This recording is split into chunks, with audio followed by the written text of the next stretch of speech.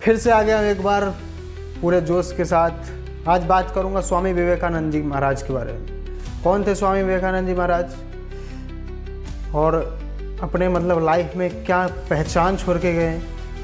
नमस्कार, मैं Virendra Sharma, motivational speaker and life coach. साथियों, आज बात करूंगा स्वामी विवेकानंद जी महाराज के बारे में। 12 जनवरी 1863 में उनका जन्म हुआ कोलकाता में। वो क्या करते थे, बचपन में बहुत शरारती थे।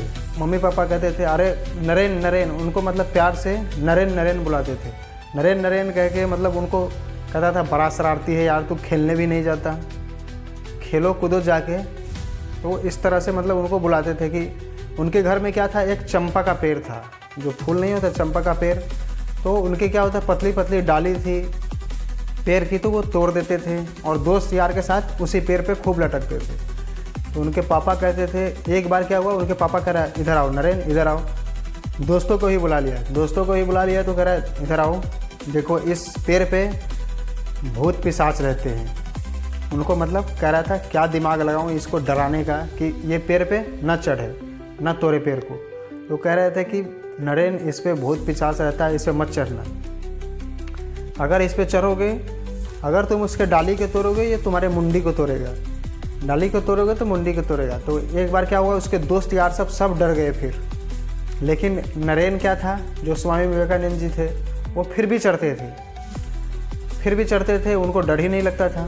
तो उसके दोस्त यार से कहता था ओए ओए डाली पे चढ़ रहा है, इस पे अगर इसका डाली टूटेगा तो तेरे ये मुंडी को तोड़ेगा, इसको डाली को तोड़ेगा तो तेरे मुंडी को तोड़ेगा। तो इस तरह से तो क्या हुआ, एक बार उसके नरेन उन सबको, अपने दोस्तों को बुलाया, कह रहा है सुन, अगर इतने दिन से हम लोग इस पे चढ़ रहे हैं, अगर भूत होता पिशाच होता तो ये हमारे मुंडी को कब का तोड़ दिया होता। ये पापा ऐसे ही हम लोगों को डरा रहे हैं। तो इतना समझदार था, ब्रिलियंट माइंड था उनका। एक बार क्या हुआ, और आपको जानकारी के लिए बता दूं कि उनको गीता, कुरान, बाइबल, जितने भी लगभग 5-6 ग्रंथ हैं याद था पूरा। कहीं से भी कुछ भी पूछ लो, उनको पूरा याद था। इतना ब्रिलियंट दिमाग था। एक बार क्या हुआ, एक बार जहाज में जा रहे थे वो और उनके दोस्त जा रहे थे, वहाँ जा रहे थे शिकागो, एक बहुत बड़े जो धर्म संसद वगैरह होता है ना, उनमें भाषण देने के लिए उनको बुलाया गया था, इनवाइट किया गया था। तो एक बार गए, 1893 की बात है। तो एक बार जहाज में जा रहे थे तो सोचे चलते चलते क्या करूं। तो उन्होंने अखबार जब देखा ना, जो पायलट होते हैं जहाज़ वगैरह चलाते रहते हैं, तो उनसे अखबार मांगा कि भाई साहब थोड़ा अखबार दोगे, मैं थोड़ा पढ़ लूँ। कह रहा हाँ अभी मैं पढ़ा नहीं हूँ। पायलट बोला थोड़ा पढ़ लो, उसके बाद फिर मुझे दे देना। तो क्या किया उन्होंने, पूरा अखबार अच्छे से पढ़ा। पढ़ते पढ़ते उसका दोस्त भी कह रहा था ला मैं भी थोड़ा पढ़ लेता हूँ। तो क्या हुआ, जहाज़ जब चलता है ना समुद्र में, तो हवा भी चलती रहती है, हवा ज़ोर से चल रही थी। तो एक बार क्या हुआ, पेपर पढ़ते पढ़ते उनका पेपर उड़ गया, तो पानी में चली गई पेपर। पायलट वो कह रहे थे यार मैंने पेपर पढ़ने के लिए अभी पढ़ा भी नहीं था। तो वो कह रहा है पायलट साहब आपके पास कोई कागज़ पेन होगा। तो कह रहा है हाँ पढ़ा है। तो कह रहा है 1 मिनट दो। अरे कोई नहीं, पेपर खो गया तो कोई बात नहीं। कह रहा कैसे कोई बात नहीं यार, तूने पेपर उड़ा दी। कह रहा ठीक है, आप पेन और पेपर वो दे दो मुझे, सादा पेज। उन्होंने सादा पेज लिया एक, और पूरा पेपर का जैसे जैसे लिखा हुआ था ना वैसे पूरा लिख दिया आधे 1 घंटे के अंदर में।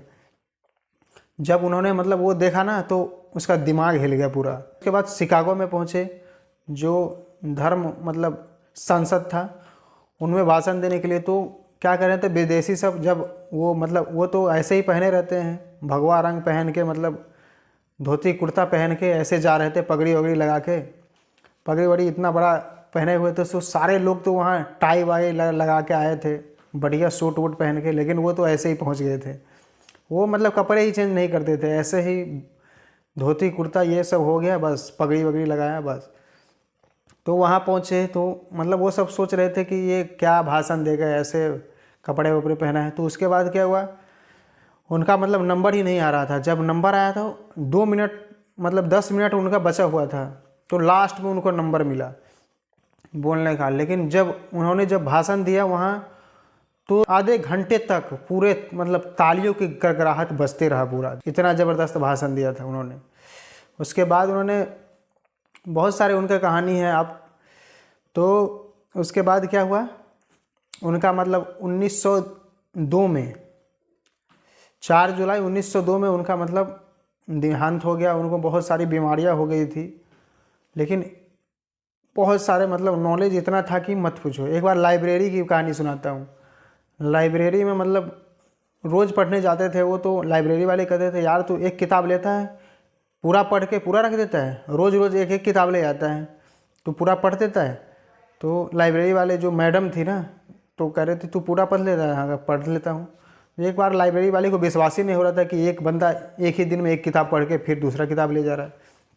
तो उन्होंने क्या क्या पूछ लिया उससे, एक बार मतलब इस पेज का मतलब बीच में से बुक खोली और एक क्वेश्चन पूछ ली उन्होंने। तो क्वेश्चन जब पूछा तो उनको मतलब फटाफट उन्होंने जवाब दे दिया और ये भी बता दिया कि आप इस पेज के इस अध्याय के इतने नंबर मतलब क्वेश्चन पूछ रहे हैं। उसका तो मतलब दिमाग हिल गया फिर उसका, जो लाइब्रेरी में बैठे हुई थी मैडम। तो इस तरह के दिमाग थे।